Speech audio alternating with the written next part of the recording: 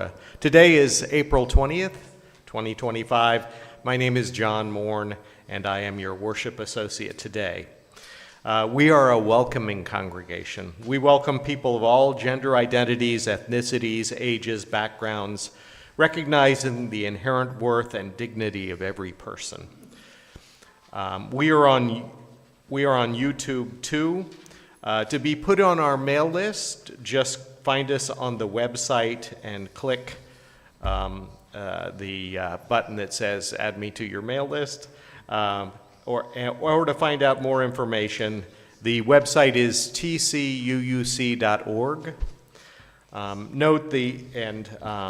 And there's also an email link in the Friday newsletter if you get that forwarded to you. Visitors, if you are comfortable, please come up to this microphone up here. It might be too high, and introduce yourself.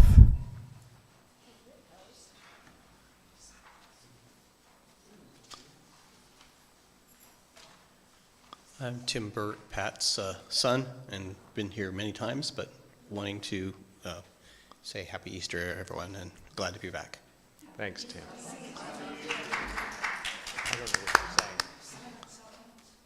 Oh, yes. If everybody could please silence their cell phones, that would be great. I don't think I did mine either, so. Oh, I did. Okay. See our order of service to see, full list of the announcements. I'm going to make a few and invite a couple people up to make announcements for themselves. I do want to remind everybody that the first and third Tuesdays of every month, we at Poppleton Creek Park, which is just down the road here, at noon there's a brown bag lunch. This started during COVID, and it's a very popular event, and you'll have a good time and get to meet people from the congregation. On Sundays at 10 a.m. every week, there's a meditation gathering led alternating weeks by Karen Olish or Ken Teixeira, and so they had that this morning, and so please join us for that. After the service today, we will be celebrating the service with Easter bonnets and an Easter egg hunt, and so please participate in those things. When you go back for the refreshments after the service, you'll find out more about those events.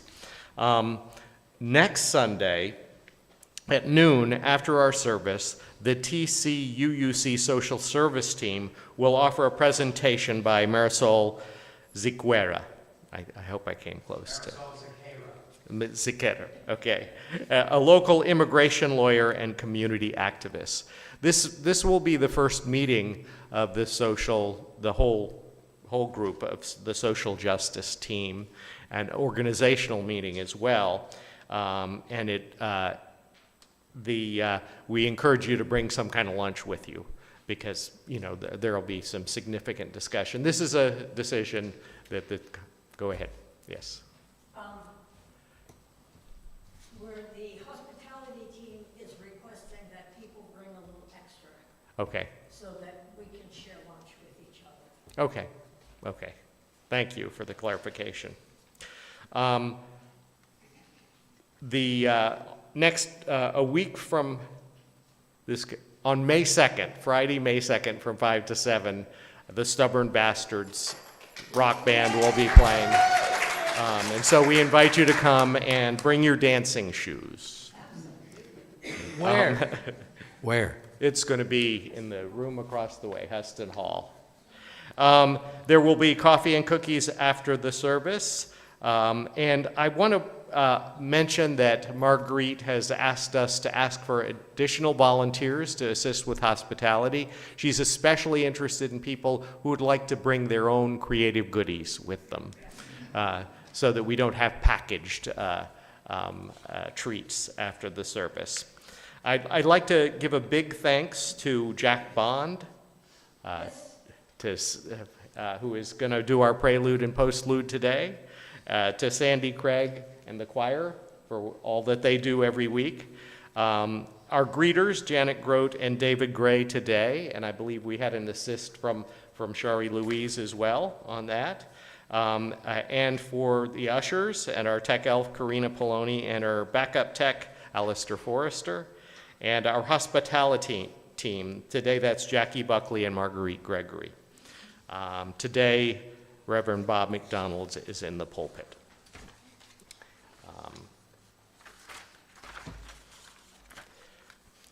Here is our prelude. A very good morning.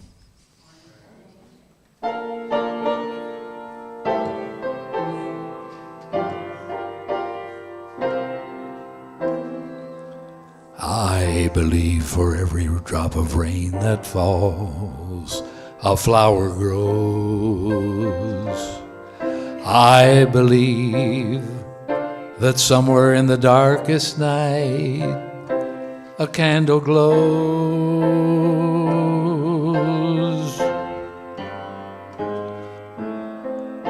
I believe for everyone who goes astray, someone will come to show the way. I believe, I believe.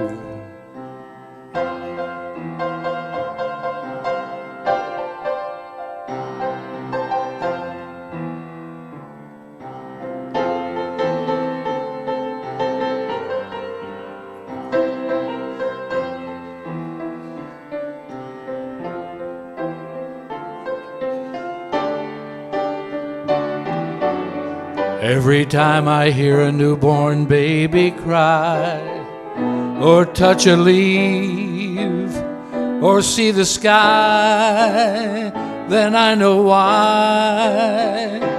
I believe, I believe,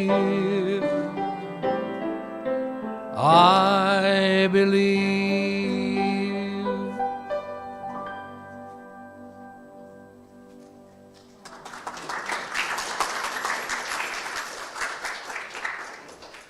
Thank you so much, Jack. Now we'll light the chalice.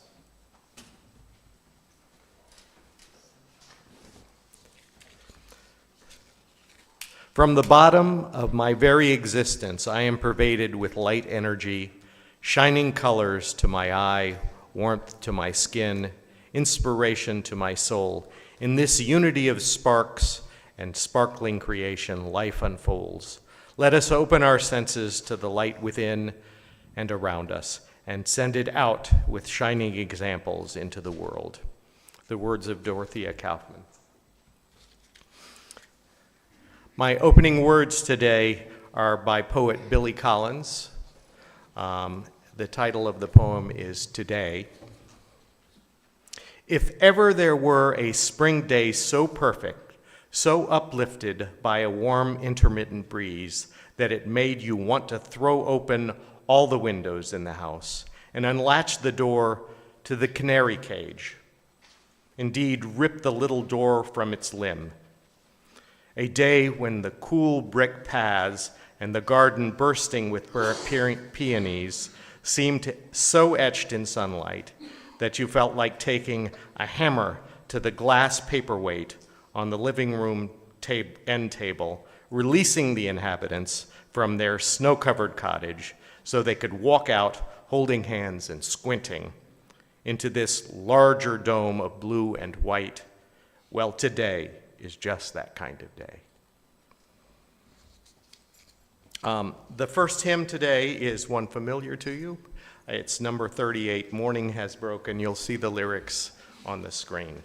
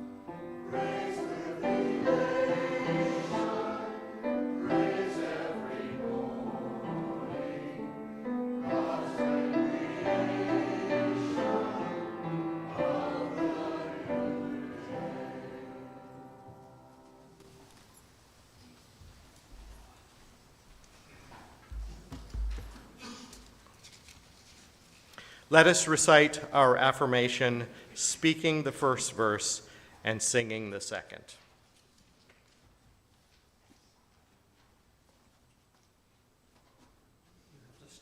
Oh, I do. Thank you, Bob. I just got back from Europe and I'm a little jet lagged.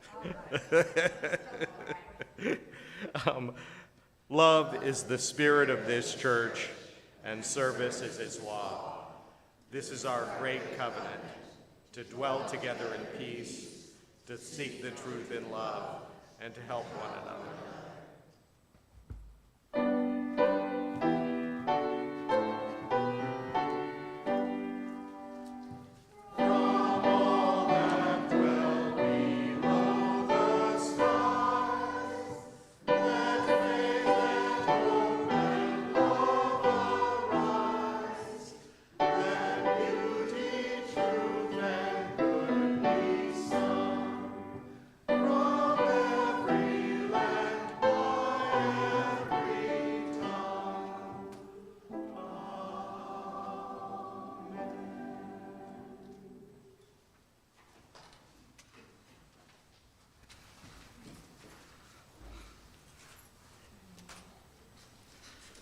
Easter has many meanings, and there are several readings in the back of the hymnal that say that.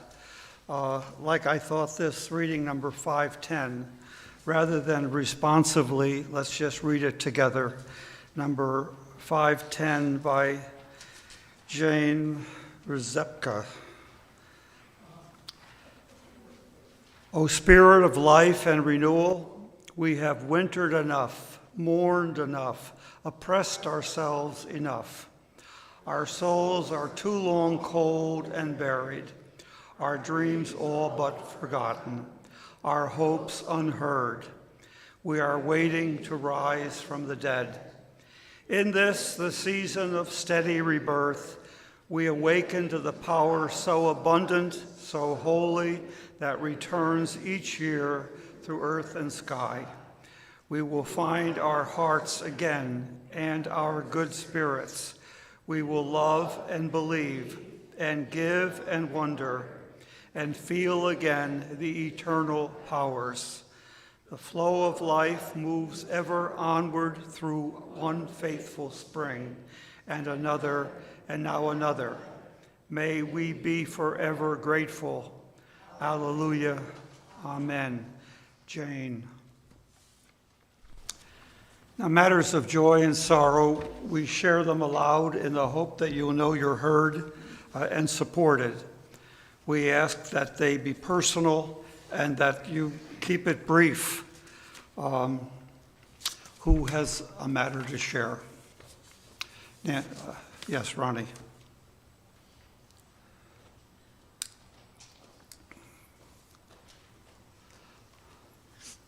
Hi, I'm Ronnie Dembowski. I think I told you that my stepdaughter needs a new liver. Well, she's getting one next week.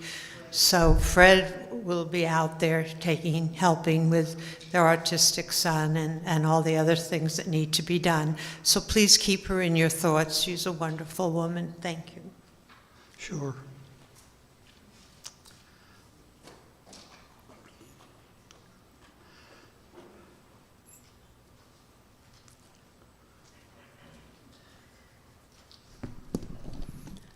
Good morning. My name is Shari Louise.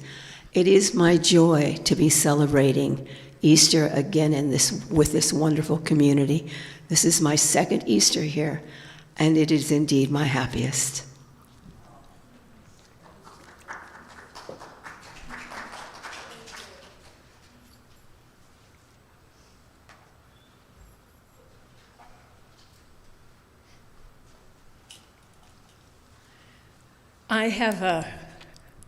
I'm Tia Breeding. I have a concern which turned into joy for our secretary, Jenny Valdez.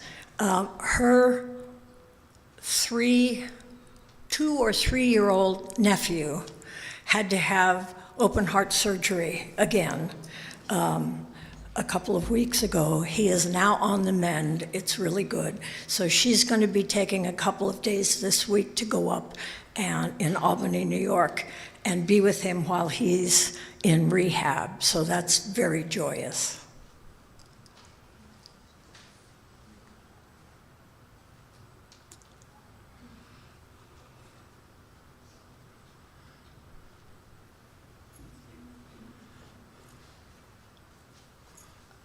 We celebrated Easter yesterday because my dad is busy today, sadly.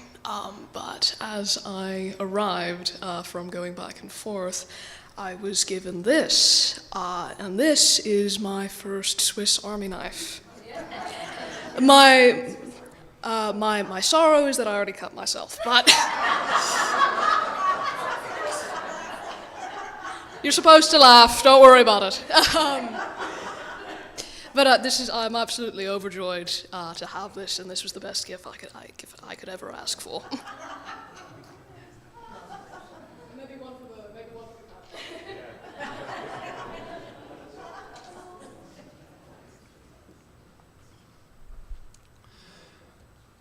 Anyone else? Ken?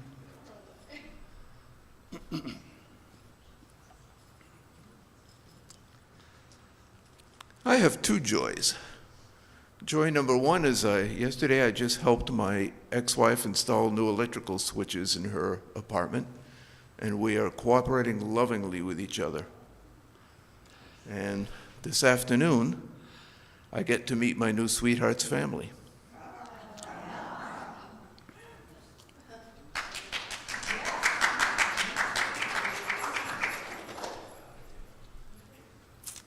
Anyone else?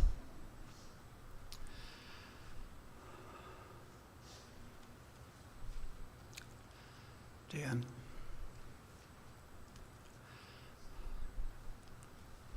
Hello, I'm Dan Vigneault. I've come here as I can due to conflicting schedule. I'm very glad to meet everybody. I'm in the book club, go to the picnics, and this May 2nd, I hope to remember to come to the rock concert, and I really have enjoyed meeting you all. I wish I could be here more often.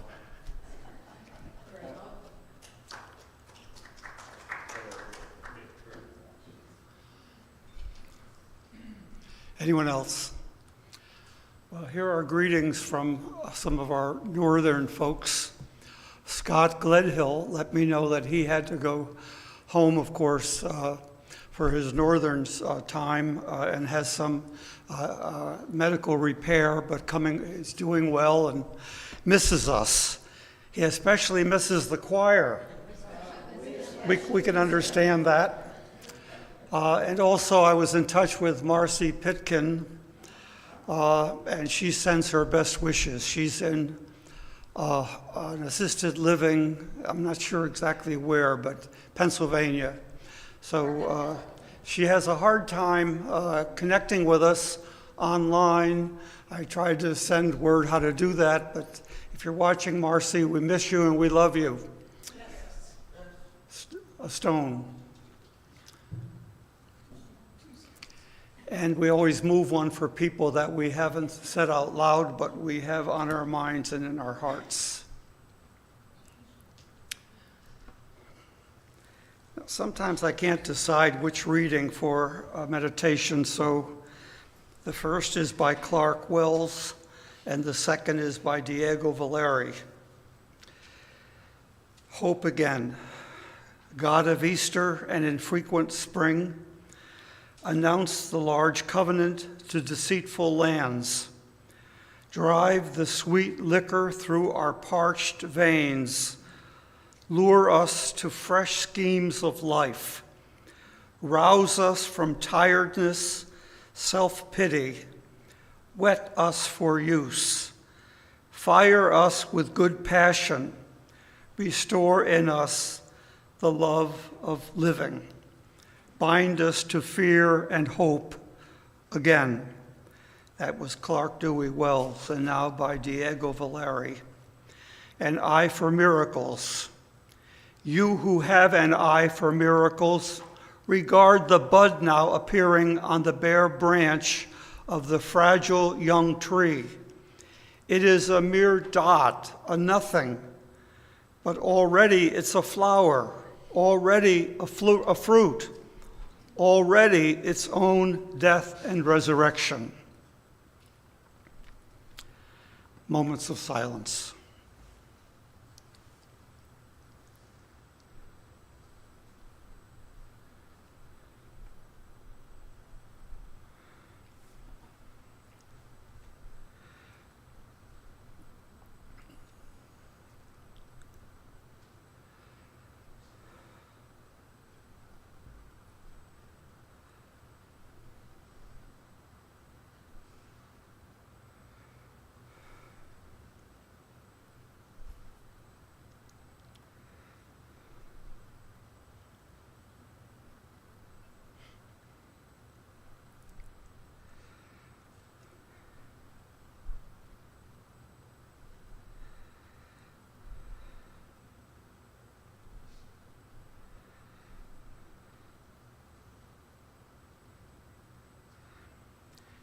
Hymn 123, Spirit of Life.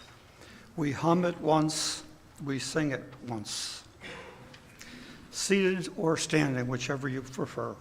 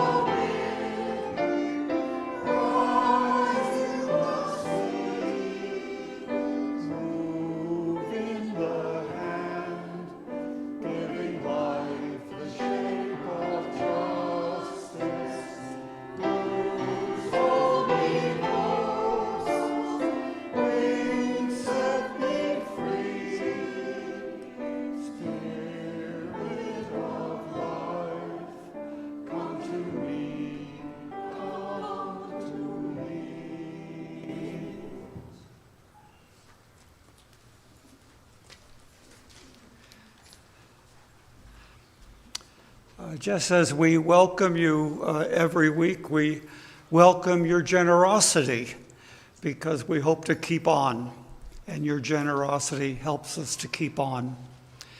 As do two volunteers that I know are going to rise to the occasion. Going one, going two. Here we have two. Our cup runneth over.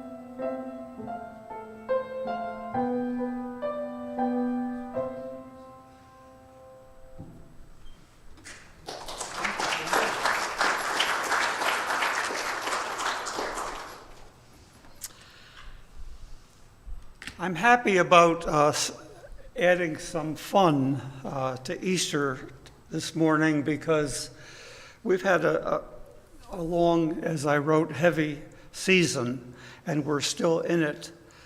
So we're going to add some levity this morning, like the bonnets. I mean, look at these bonnets. Truman, where's your bonnet? And after the service, of course, Easter egg hunting outside, and I'm assuming it shouldn't be in the heat too long, so I'll abbreviate the sermon and be the first one in line to be out there.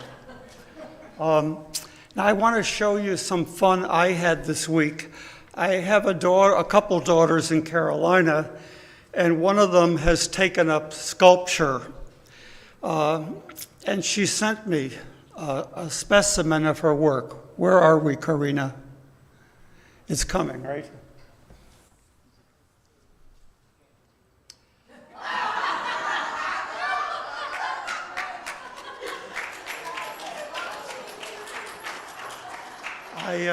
I asked her if this is what she thought I would look like when I got to be an old man.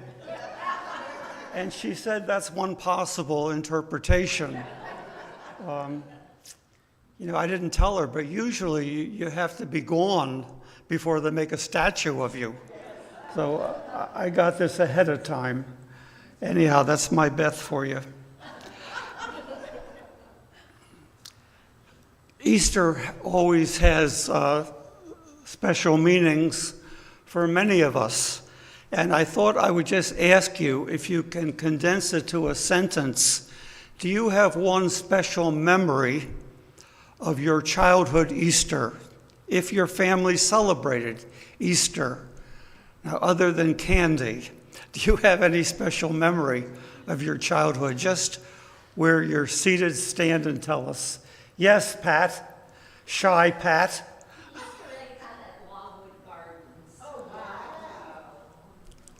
Carolyn.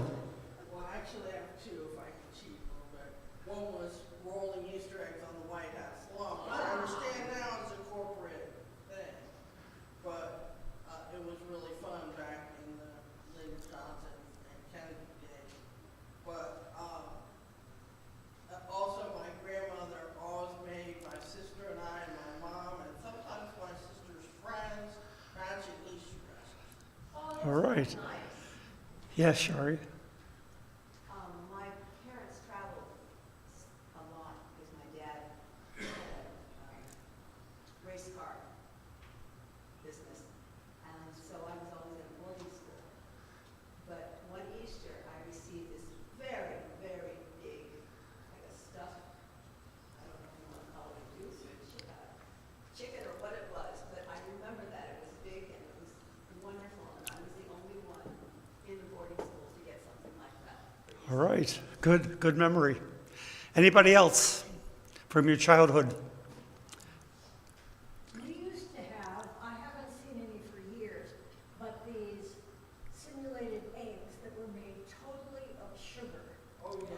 Yeah, and they had scenes inside, and they were decorated on the outside. They were beautiful, so I miss them. Sure. Anybody else with a memory like that? The two, yes. I'm sorry, but I have to have another one. My dad only went into department stores before Easter to pick out Easter hats for my mother, my sister, and myself. And a couple weeks before Easter, he picked out a big, beautiful white hat with a big red rose on it. And he didn't know at that point that I was going to end up climbing over a fence in a field with my friend Linda and getting sumac poison. And on Easter morning, my face matched the rose. Janet. When I was about 6 years old, I got an Easter dress, and then apparently I got measles. But when I was maybe 13 or 14, my mom said, Easter dresses don't mean anything to us you use, so you can get a new bikini each Easter. The two that I remember every Easter I've shared before. One is around 1950. My mother decked us out, my brother and me, in these suits and hats, and told us we could play outside if we were good.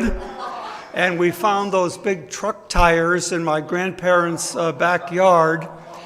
And my mother came out and gave us a warm memory of that Easter morning.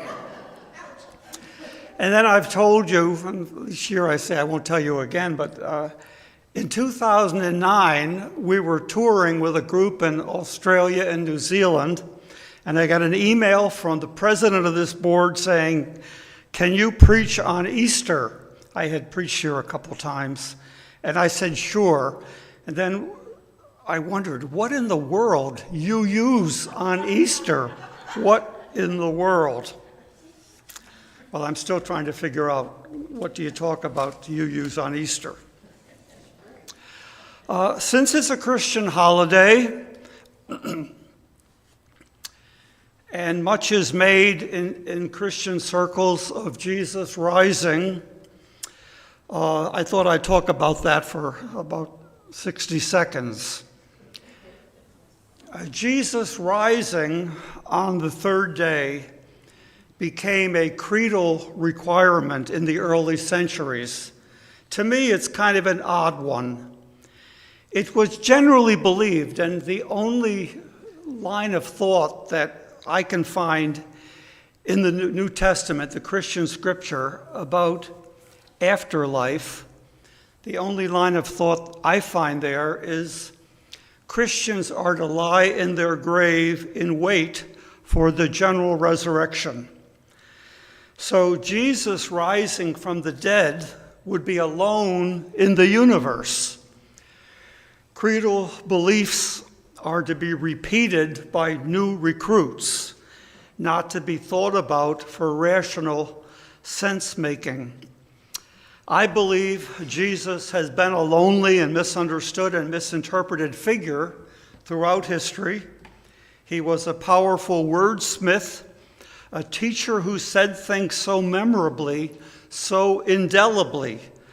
Pre-print, he had a gift to say things like, "Why do you see the speck in someone else's eye, but not the log in your own?" And when asked how many times his followers were to forgive, which some of his would-be followers find challenging, he responded with the number that means endlessly. The questioner asked if we had to forgive 7 times, and he replied 70 times 7, meaning endlessly. And the one that I like, it's not those who say my name, but those who do what I have taught. Say that teaching again, you know, the painful one, inasmuch as ye did it to the least of these, my brothers and sisters, ye did it to me. And inasmuch as ye did it not to the least of these, ye did it not to me. Who are the least of these today? So I've been won over to Channing's idea that making Jesus part of the Trinity detracted from his teachings rather than underlined them, which is the only thing I think he would have wanted. When I told this congregation back in 2009 that we were going to Australia and New Zealand, somebody who attended here in the other room gave me the name of a retired Episcopalian clergy in Sydney. I learned from that not to tell people ahead of time where I was going. But anyway, I was glad to meet him. He and I walked around Sydney, had lunch, and of course I asked how his faith had evolved. And he said pretty much what I've just said, don't know much about God. Don't know much about God, too much baggage. But the teachings of Jesus, at least trying, were the goal. and the prize. You might not end up with much certainty, but honesty and humility, a good place to end up. And I have learned, for me anyway, you only get certainty in geometry, QED. How does any teacher hope to live on? He and she hope what they taught will catch on. What do we hope the generations after us will remember about our priorities? It's kind of humbling to think about what your own children will remember getting from you. It's so humbling, let's change the subject. Easter seems about spring and new life, signs of life where there might not have been any. My favorite children's story, mine and Tia's, starts out as a Christmas tale, the Velveteen Rabbit learning under the tree what is real and what is surface and fake and show, and ends up the Velveteen Rabbit in springtime becoming real and darting into the woods, a kind of Easter ending. Now, COVID taught us of the value of community and of what we have here and what we want to grow. A number of people here have said of late that we are having a moment, even with all the sorrow we have experienced. We as a congregation are having a moment. So every Easter, I remember what Steve Pitkin used to needle me with. Bob, define eternity. Define eternity. And my first thought would be, Steve, leave me alone. But anyhow, you got to come up with some response. So all I could think of was what I learned in college, that eternity is about quality and depth and not longevity. You may have thought at times you were experiencing eternity during a sermon, but it's really about quality and depth. One of the good things about Easter is we really can't tell each other what it means. I think it invites us to stop for some moments and think about what is lasting. Who has touched our lives in a lasting way? And whose life we might touch still in a loving and lasting way. I've been thinking that sometimes it's hard to imagine a future, and I'm finding that to be the case here and now, not right here, but in the country anyway. I was taken a couple weeks ago with an interview I caught on CNN with Melinda Gates. Now here she is telling whomever that she has discovered, I'm not sure what exactly the context was for her. She had a book, I believe. She was turning 60 and she was feeling broken. Now you might know enough to think, how can a billionaire's divorcee feel broken?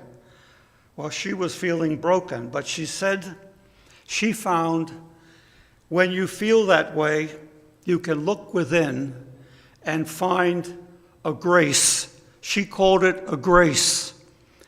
Now, in my early years, I heard grace defined as something you haven't earned. So I would translate what she said to say, you look within and find your worth, because your worth is something you don't have to earn. We believe in the inherent worth. You came in with it, you always have it. So she said, you look within yourself, you find a grace, it's an opening for you to go on, and you go on. And I found that instructive and something that I hope we can do. I fear for the future of our country. I've said that a number of times. I know a number of you fear also. Yesterday, we went to a play in West Palm called Camping with Tom and Henry.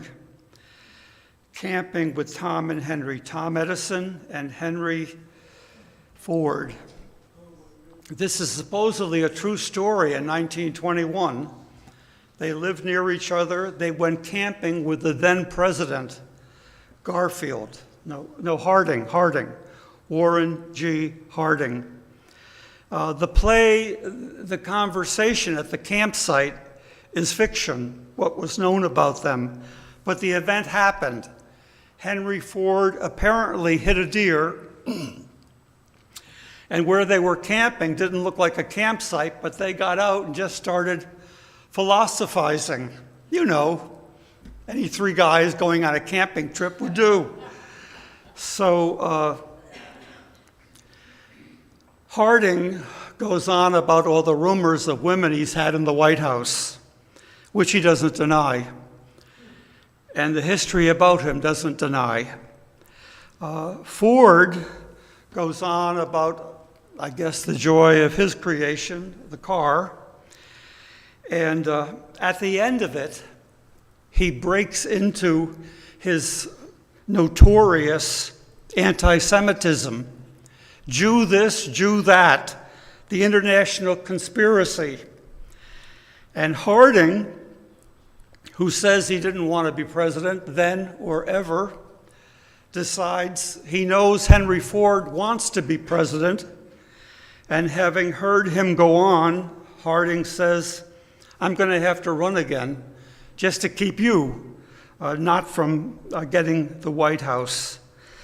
So anyway, the play was interesting, and it reminded us of things in our history that hopefully will go on learning, unless they are banned from our learning. I was touched by a little old lady, probably younger than me, leaving during the Jew this, Jew that talk, and wondering if she had heard all of that she could take. I'm grateful for what Churchill and FDR and George Marshall built. I've said that before, and I'll say it again. I'm grateful for what they helped make possible in the world. So be it. Easter is an occasion to gaze into a horizon we can barely glimpse. It is an occasion to hope for what might be there for generations to come after us, what they can do with the metaphorical bricks and mortar that we started. We know we have to do more than hope, especially with what we are facing today. So a number of you have said that we are having a moment here with the difficulties we've had. We are sensing newness of life, newness of participation. I mean, this choir, people keep bringing up this choir, and I keep saying, let the choir continue. I know summer's coming. I don't know how long you'll go on, but I hope you'll just go on. Or maybe with a short break so Sandy can get moved into her new house. But after that, she'll be eager to come back here and get away from the work.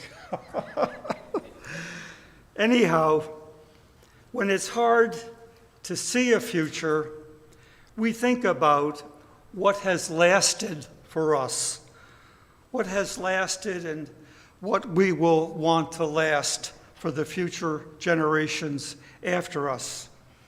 And a good thing about UU is that we always have people who are willing to tell us how to make the most of our moment, whatever our moment is, what the leader might be missing, what the leaders might be missing. We need each other for correction. I know I don't have to say that again, but you know that's true. We need each other to remind each other the future will come, and we want our prints to be on it and our memories to be somewhat validated in the future that we won't get to see, but we know will happen. The last hymn is 61. I wasn't sure we knew this. We know this. So I've asked the choir to sing the first verse, and then after they do, we'll all turn to 61. Stand if you want, and we'll all sing the verses.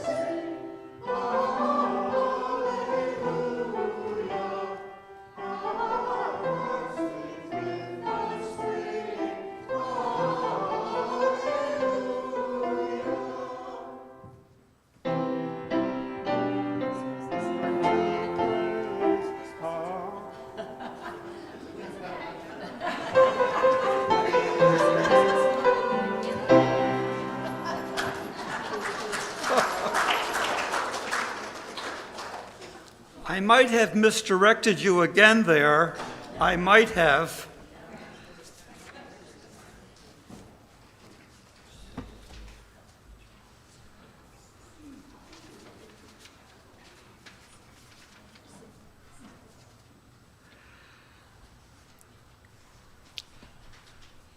This is a Jewish prayer I'm reading for closing. Grant us the ability to find joy and strength, not in the strident call to arms, but in stretching out our arms to grasp our fellow creatures in the striving for justice and truth.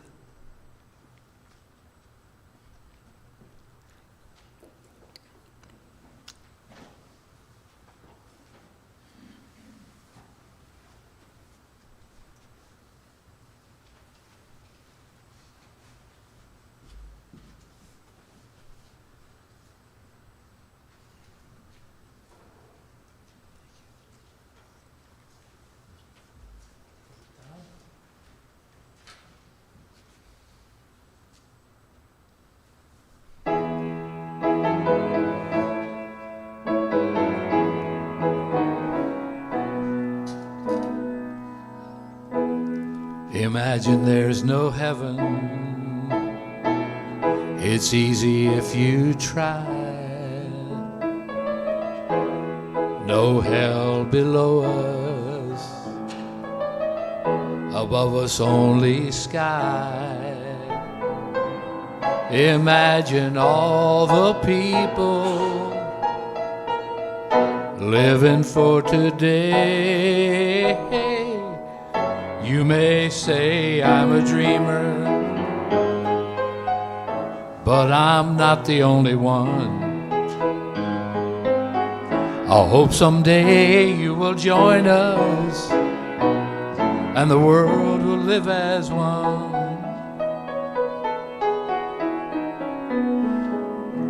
Imagine there's no country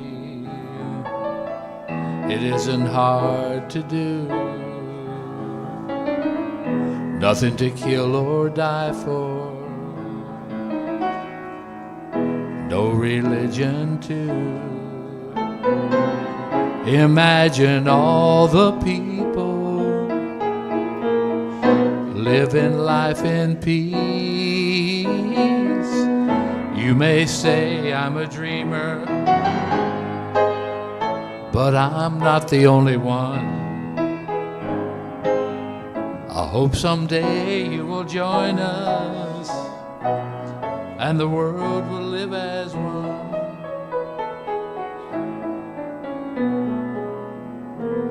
Imagine no possessions. I wonder if you can. No need for greed or hunger. A brotherhood of man. Imagine all the people sharing all the world. You may say I'm a dreamer, but I'm not the only one. I hope someday you will join us, and the world will live as one. You may say I'm a dreamer, but I'm not the only one. I hope someday you will join us, and the world will live as one.